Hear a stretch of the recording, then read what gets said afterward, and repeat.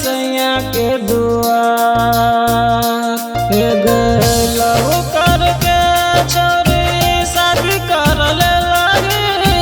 चल गली सैया के दुआर करे जवागे जानू पत्थर बनलही छोरी छी तू बड़ी धोखेबाज करे जवागे जानू पत्थर बनलही छोरी छी तू बड़ी धोखेबाज दिलवा लगैले रहिया एक बचपन सा जिंदगी तू करली बेकार करे जवागे जानू पत्थर बनलही छोरी छी तू बड़ी धोखेबाज करे जवागे जानू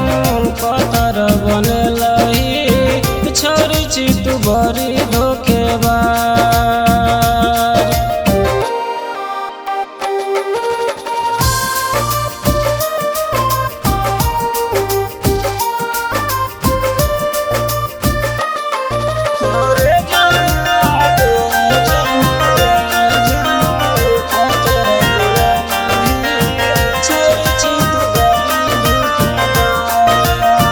शादी शादी करी के तू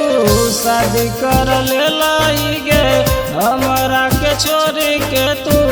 दोसरा के भेलाई गे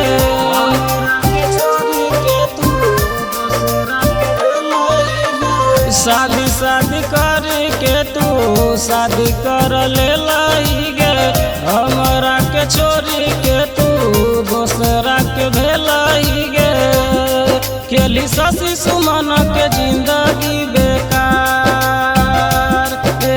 विपिन विशाल के जिंदगी बेकार करे जवागे जानू पत्थर बनलही छोरी छी तू बड़ी धोखेबाज